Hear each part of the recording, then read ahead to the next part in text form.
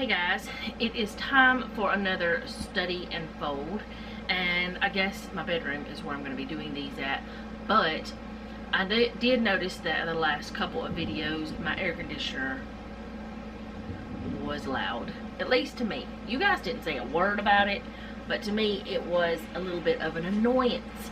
So I've moved my position and hopefully this will work because I'm just trying to fill out the situation. So we're doing the Bible in 52 weeks, these two books here, and I have been putting what we're supposed to read next in the description box, and that's what I'm going to continue doing until we're done with these books. But today we're going to be talking about chapter week 17, chapter 17, whatever you want to call it. And we were supposed to read 1 Samuel 18 through 31 and 2 Samuel 1 through 8. And we're going to be focusing a little bit on 2 Samuel. This is called Moving the Ark. That's what the title of this is this time. And again, it is storming. It has done that a lot lately. It stormed yesterday. It stormed the day before. It's just a little rainy, but that's alright. But I'm going to go ahead and go over this, and then I will go into folding and talking, and I may have those way too far back. Also, Jeff made the bed before he left because he was the last one out of it. That is our rule. Whoever's the last one out gets to make the bed. Unless it's wash day, and then I make it. So, anyway. In 2 Samuel 5, the Philistines hear about David being anointed as king over Israel, and they set out to find him and destroy him. We all know that the Philistines were a great enemy of the Israelites. They always wanted to overtake them because they did not worship the same gods that we do. You know, they didn't worship God. They worshiped false gods. And so, whenever they found out that David was anointed, they thought, we got to find this man and we've got to destroy him, because if he is anointed by God, he's going to end up, you know, destroying us. That was what my thought is that they thought. Alright, and so David learns of the impending attack and goes to the Lord for instruction. He did exactly what he should do. He went to God and he asked God, what am I supposed to do here? What are my next steps? So he waits and listens to God for instructions and is victorious because he followed them exactly. I'm not reading this book exactly, but y'all get what I'm saying. So as a leader, David is certain that listening to God should always come before action. And then in chapter 6, 2 Samuel 6, just like right after defeating the Philistines twice, not once, but twice, because he did what God said. After defeating him twice, David is faced with another leadership challenge. So the Philistines had stolen the ark, and during the time that they stole the ark, well, during the time they had the ark, there's a lot of things happened to the Philistines. So what I should do is get my Bible and tell y'all a couple of those things. So let me grab that real quick. I'll be right back. Okay, so whenever the Philistines took the ark, now in 2 Samuel, I don't remember them taking it, but they did in 1 Samuel, and different things happened during that time. They their gods worshipped the ark. They fell down at it. They broke into pieces. There were plagues, there were things, there were bad things that happened. So the Philistines decided to take it back. Let me go back over here to that. Well, if I can get my fingers to work. Alright, so, oh wow, that's crazy. I went right to it. So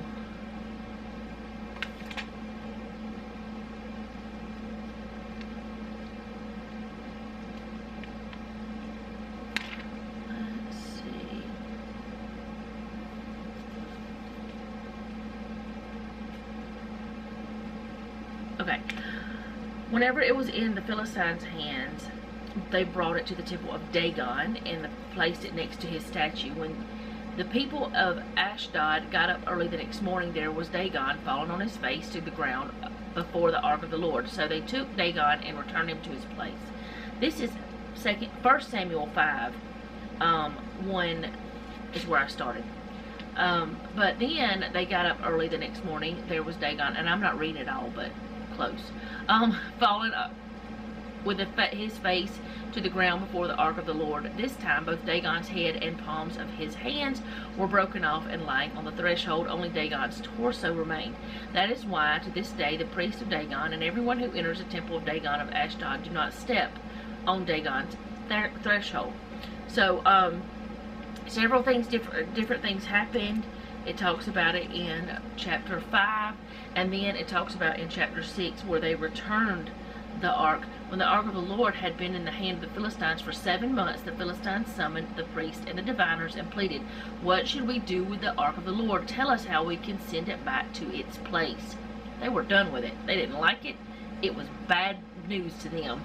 So they replied, "If you send the ark of Israel's God away, you must not send it without an offering. You must send back with restitution offering to him, and you will be healed. Then the reason his hand hasn't been removed from you will be revealed." So they sent it back with gold and things. After making a cart, they sent it back to the Philistines. Let's see. They took it to Abinadab's house on the hill. They consecrated his son Eleazar to take care of it. That is where it ended up. So in 2 Samuel, David is moving the ark.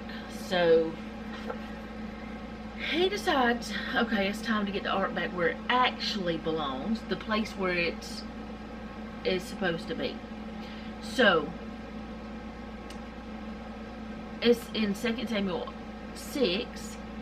After defeating the Philistines in battle twice, David is faced with another leadership challenge. I think I read that, but I'm not sure. He's preparing to bring the ark of the Lord back to the rightful place. The ark is holy, gold-plated chest carrying the tablets of 10 commandments, and it has to be handled according to very specific rules. But this time, David doesn't ask God for instructions. Instead, he and his men retrieve the ark from the house of Abinadab and assign Abinadab's sons, Uzzah and Ahio, I could be saying those names wrong, to transport it to Jerusalem. David and all the people of Israel are singing and celebrating alongside the cart, but then the oxen stumble. Uzzah reaches out to steady the ark, and God immediately strikes him dead. So what went wrong? So that's where I'm gonna just start folding my clothes, and we're gonna start talking about that. What went wrong? Why did that happen? I'm gonna move the books. Oh, and this book is just about the same exact thing, so I'm not gonna read any of that. So let me bring the mountain to me. And some of these I will not be folding because I hang them up. So if you don't see me folding it, that is the reason. I feel the need to tell y'all that every time. So David thinks, you know, in the beginning he's like, I'm gonna ask God, I'm gonna go to him, and I'm going to find out what he says. I'm gonna wait on the Lord, and then I'm going to move. But not until then. That's what he does at first. But then he has a couple of victories. He has a couple of things, and you know, this is my words. This is not, you know, this is what I think when I read this. I think he has a couple of victories. He has some people praising him. He has, you know, all these wonderful things happening where people see he's a good king, he's doing a good job, and he is an important man, right? Well, oh dear. Well, then it's like, okay, I know that the ark is supposed to be here. I know what I'm supposed to do. Let's make the people happy. Let's get it back here. Let's, you know, show off a little, maybe. Not saying for sure that's what he said. I don't know. But kind of like got a little bit above himself, above where he should have been. That's what my thought went to. So this time he decides, I'm not going to ask. And we've got to remember, there was a certain way that the ark was to be moved. It had to be moved a very specific way. And if I can remember, I will put the scripture down for, actually, let me just, I'd have to look for it. How was the ark to be moved in the Old Testament?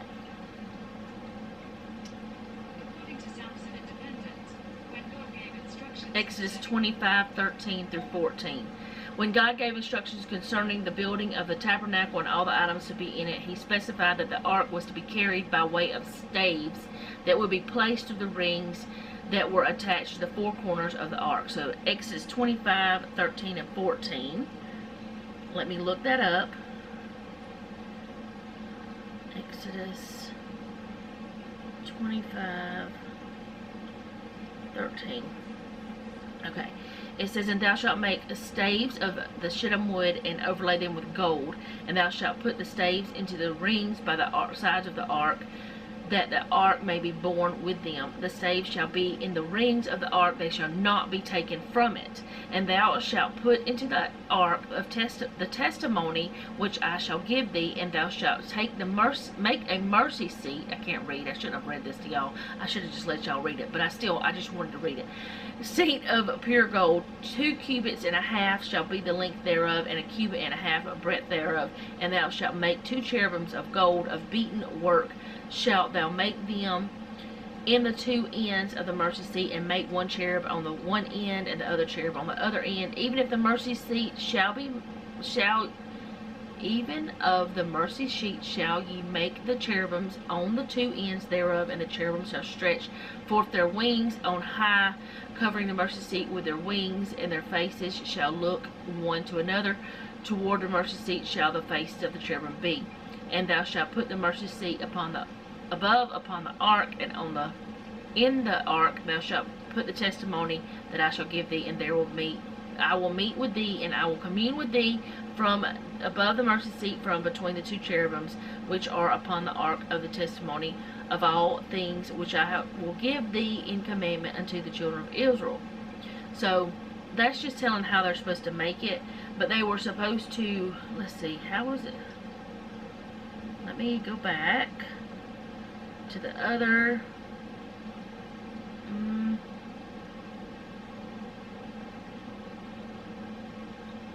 How was the Ark of the Covenant to be moved? Here's something different.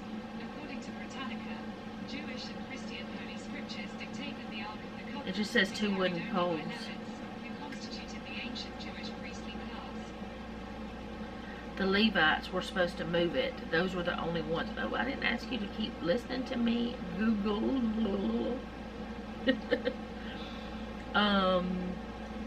Only the Levites were to touch it, is another thing. And it was the wooden poles that they were supposed to move it. They could not touch the ark itself. Anyway, it really doesn't tell how exactly, other than only the Levites could move it, and only the poles could be touched. So anyways, I'm going to say that again, probably a lot. Sorry. So the ark was not being moved by David the proper way. And I believe the reason why he got ahead of God, the reason why he was wanting to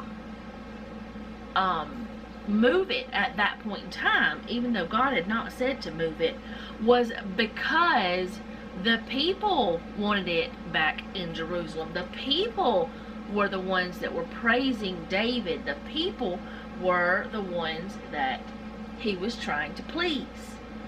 That is my thoughts. Now, if we're trying to please people instead of God, and we get ahead of God on our journey, if we are putting what we want or what someone else wants us to do ahead of God's plan, our plan is not going to work out really well.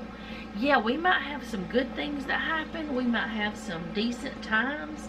There might be a situation where that things are okay, and we might, have some victories. But if we don't go to God and we're not asking Him where our path should be going, we're going to stumble a lot. And David's stumble, which was a big one, caused a man to lose his life. A man who had been taking care of the ark and doing the things he was supposed to be doing and all of these things. He ended up dying because David got in a hurry. If we get in a hurry, what usually happens? Like, if I'm in a hurry to do something, I usually forget something. If I'm in a hurry to, like, let's just put it this way. Y'all know I cook a lot, so let's talk about cooking. Alright, let's just say that I'm cooking dinner and I know it's going to take an hour, and I get in a hurry to get it cooked. I want it to be done before that hour, so I turn up the heat just a little bit. Then I forget, or I get busy, or I'm doing something else. Most likely because I've turned up the heat, because I've gotten ahead of where I should be, because I am trying to get ahead of the actual time it takes. It could burn. The middle could be partially raw and the outside done. Or, there's just a number of things that could happen because I got ahead of the time it was supposed to take. I tried to hurry up. I tried to speed things up and make things go my way. That's the same thing with if you get out on the road and you're driving and you maybe you're running late. Maybe you left home a little bit late. Maybe you get to the point where that you decide, oh well, I can just go ahead and speed up and it won't matter. But then maybe you have an accident and you hurt someone, or you tear up your car, or you tear up someone's property, or maybe you get stopped by the police for speeding and you get a ticket. Were you following the rules? We do have a set of rules that we all have to live by, whether we want to or not. Not all of us have the same exact rules. Like, women have different rules than men because we have different hormones, we have different bodies, we have different things. That doesn't mean that one of us is better than the other. That means that we are different and we have to follow the same rules. I can't do the same things that my husband and son can do. They can't do the same things that I can do. Not everything. Now, some things, yes, they can. But not everything. There are rules, there are laws, there are things that we have to go by. And I'm not talking about man-made, I'm talking about just natural things that God has made. Because our bodies just don't work the same. Hormonally, physically, whatever, they don't work the same. So, if I try to do something that I should not, because I think I can, and I think I'm better than whatever else, or I think I know more than somebody else, and that other person has the expertise, I'm not going to always get what I'm supposed to be doing done, or, it's not always going to work out to my favor. So we've got to remember that we all have rules, and God made the rules for the ark to be moved a certain way for a certain reason. Okay, let's look at where David went wrong. First thing he did is he got cocky, I think. He thought, I'm a king now. I can do what I want. I've done these other things. I have won these other battles. I can move this. I can please the people again. I can get that gratitude. They will dance in the streets and they will be loving me, and they will.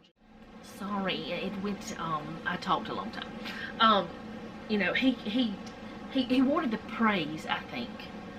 I don't know for sure. I'm not him, but that's the way it feels to me. He wanted that praise, and so the way he could get the praise was to get it back to where that he thought it was supposed to be. But I do believe that if he would have left it there, there would have been more blessings for everyone involved. Things would not have happened the way they did. A man would not have had to die.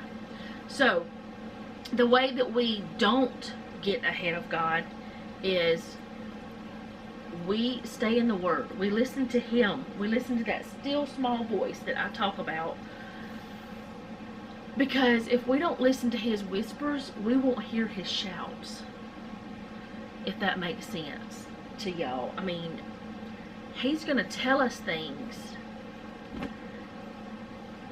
that are small.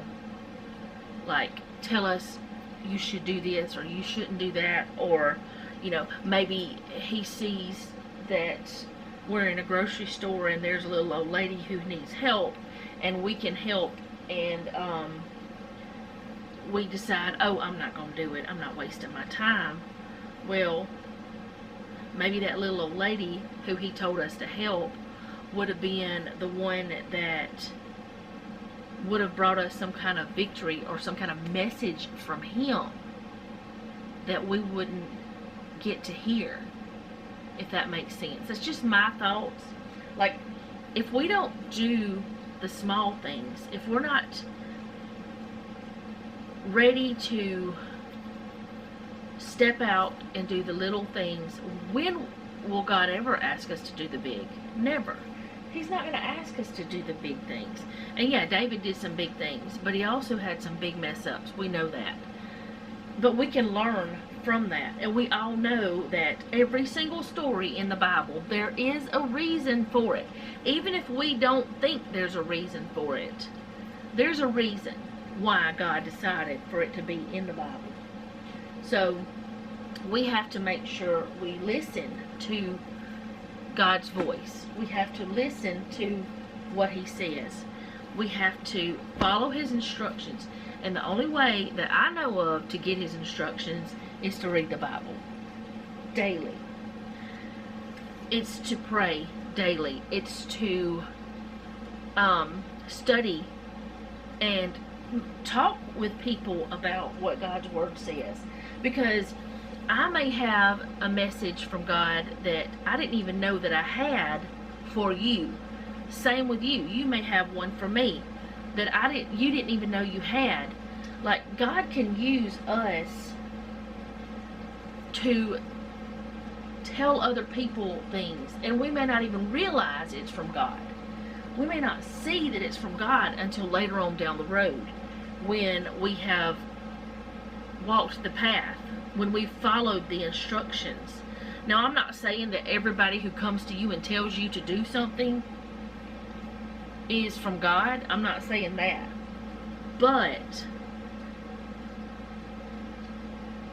if you listen to God with every little thing that He has to say, you'll have the discernment to know whether it's a godly thing or not. Because there are some people who are going to come to you and want you to do things that are not from God. Which is another reason why we have to stay in the Bible. We have to read His Word and keep digging daily. Because if we don't dig daily, we're not going to understand anything. Like, I don't know. I feel like a lot of times we don't hear Him because we're not trying to have a relationship with Him. And sometimes we miss great opportunities because we missed a week of reading God's Word. And I'm not saying that if you miss a day, you're going to, like, be in bad shape. I'm not saying that.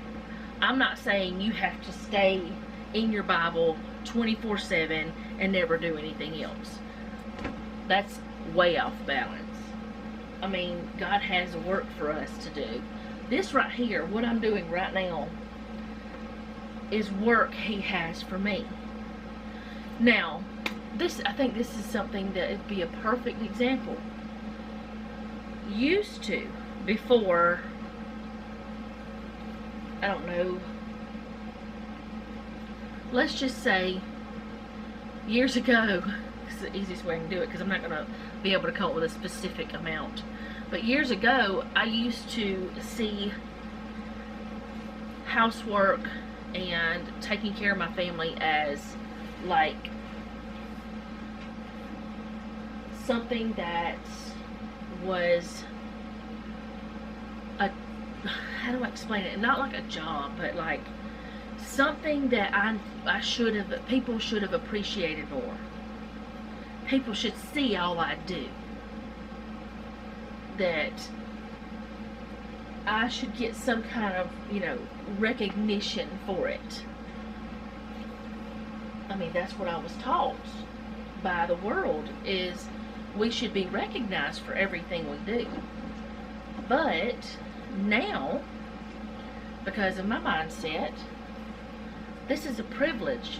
I get to fold my son's clothes. I get to fold my husband's clothes.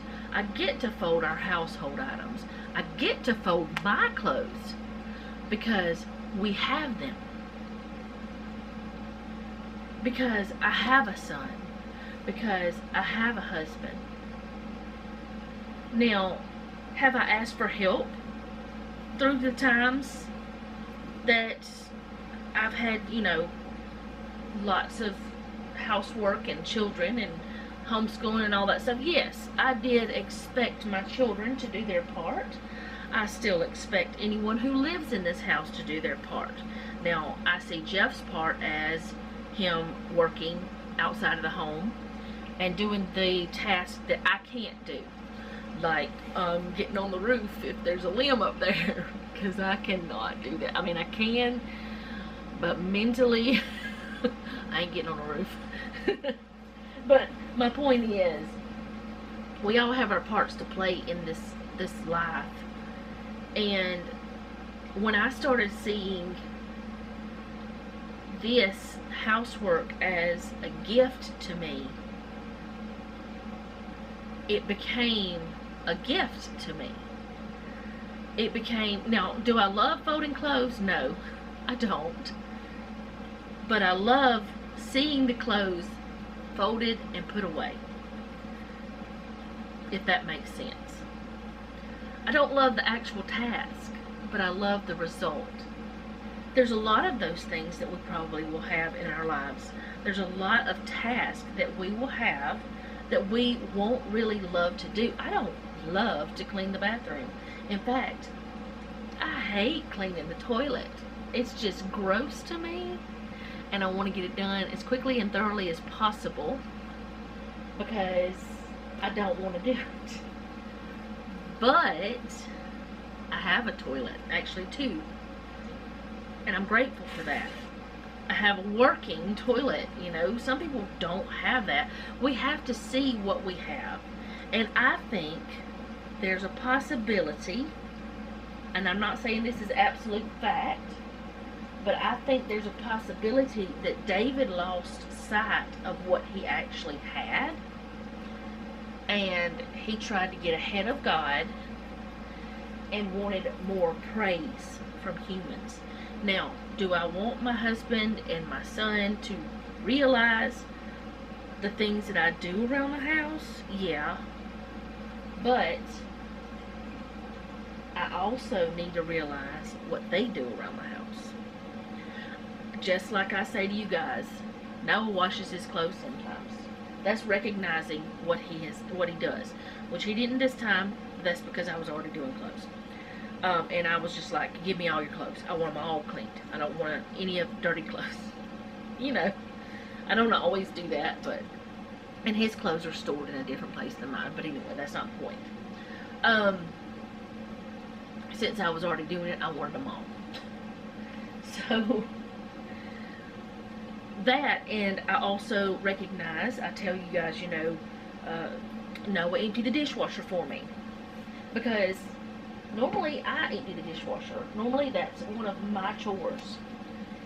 It's not something that someone else does very often. It's usually me, because it's just like a routine. I get up and I do it. And I recognize that. Now, it might be just y'all that hear me say it. Like, other than me thanking him, like, I do let him know I appreciate it. But what I'm saying is, nobody else in this world might hear me say that my son does the dishes sometimes, but y'all hear me say it. That kind of thing. We have to be grateful for what we have before God will give us another task, if that makes sense. And I think I really have gotten off track with what the study was about, but for some reason I felt the need to say this stuff too. We do have to see, maybe I haven't gotten off track, I don't know, but we do have to see what God is taking us through so that we can, some of these socks don't have matches. We don't know where they're at, but they have to be somewhere in Noah's room, I'm sure, because a lot of these are his socks. Yeah, those don't have friends, but we keep them in there just in case we found a match. But yeah, I guess what I'm trying to say is, instead of us getting, you know, a big head and saying, well, we did all of this, and then go try to show off and do more and wreck someone else's life, or wreck our own lives, or mess up, even if it's a tiny mess up, we need to slow down, listen to God, stay in the Word, stay in prayer, and wait on the Lord, because David did not wait. And it caused a family to lose a son. It caused a man to lose his life because he did not wait. That's all he would have had to do. But I am done folding clothes. All I've got to do is put these on hangers. How many hangers do I need? 1, 2, 3, 4, 5, 6 hangers. Okay. I got to put these on hangers and put the things away that need to go, and give things to Noah, and do things. Yep. I also washed the covers from the pillows in the living room, kitchen. That would be weird. I guess unless you had one of those banquet seat things for your table. Anyway, I washed those, and I put my little fall ones on there because I wanted those washed. And I needed covers over those pillows. But anyway, that is all I have for today. I hope that this made sense. I hope you got something from it. I hope that you are enjoying these folding studies. I'm enjoying it because I don't feel as nervous, because I'm just chatting with a friend about what the Lord has said through the study. Otherwise, I felt like I was teaching, and that didn't feel right to me. This feels more like a chat, and then we can chat in the comments. But if you like this, go ahead and hit the like button. If you like this channel, go ahead and subscribe. Hit the bell so you'll be notified whenever I do upload, which is almost every day. And share with a friend if you think someone would like it. Most importantly, leave me a comment down below. Let me know how you're doing, what you're getting from this study if you are studying along. I will leave next week's scriptures down below, but I'll go ahead and tell y'all what they are too. Let's see. They are 2 Samuel 9 through 24 and Psalms 38 through 41. But I will have them down in the description. 2 Samuel 9 through 24, Psalms 38 through 41. That's what we're doing next time. That's what we're reading for next time. So I'll see you guys later. Thank you again for hanging out with me today. I do appreciate it. And remember, don't take any wooden nickels, and be sweet.